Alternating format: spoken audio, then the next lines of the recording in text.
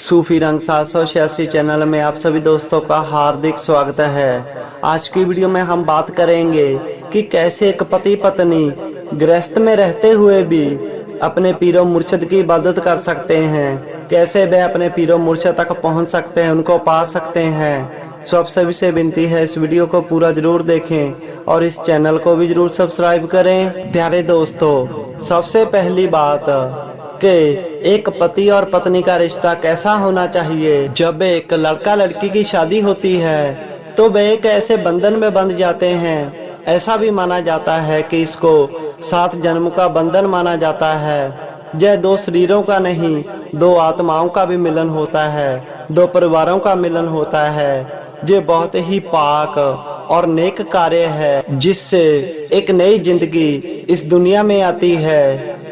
रब की सृष्टि को चलाने के लिए यह कार्य अति आवश्यक है। जब शादी होती है तो अर्धांग बन जाते हैं, पति पत्नी एक दूसरे के अर्धांग बन जाते हैं। अर्धांग का मतलब आधा अंग। हम किसी से शादी करते हैं तो हम दूसरे का आधा अंग बन जाते हैं, जिसके साथ हमें पूरी जिंदगी व्यतीत करनी होती है। अनेकों शादी होती है, कई शादी कामयाब हो जाती है, कई रिश्ते बीच में ही टूट जाते हैं। अगर हम अपनी शादी की जिंदगी को पूरी जिंदगी संभाल कर रखना चाहते हैं, एक साथ जिंदगी व्यतीत करना चाहते हैं, तो हमें सबसे पहले स्वीकारना आना चाहिए।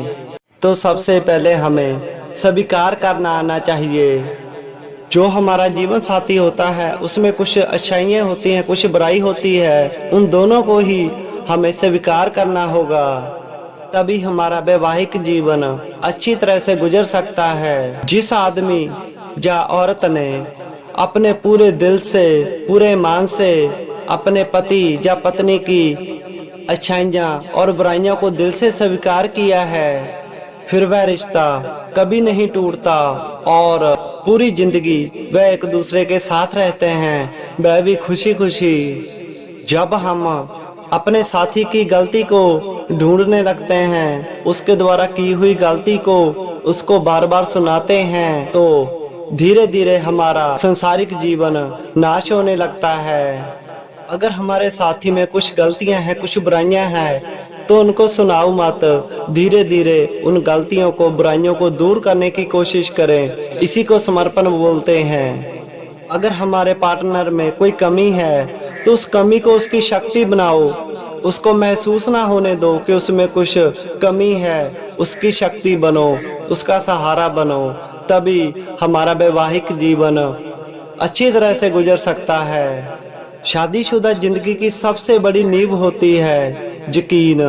अगर हमको अपने साथी पर पूरा यकीन है तो हम बिना किसी रोक टोक के, बिना किसी दुख तकलीफ से अपनी शादीशुदा जिंदगी को जी सकते हैं। अगर हमारे रिश्ते में यकीन नहीं है, समर्पण नहीं है, तो यह रिश्ता जरा देर तक नहीं टिक सकता और दुखों क्लेशों की वजह से ऐसी शादियां टूट भी जाती हैं। इसीलिए शादीशुदा जिंदगी में दोनों को ही एक दूसरे पर यकीन होना बहुत ही ज़्यादा जरूरी है।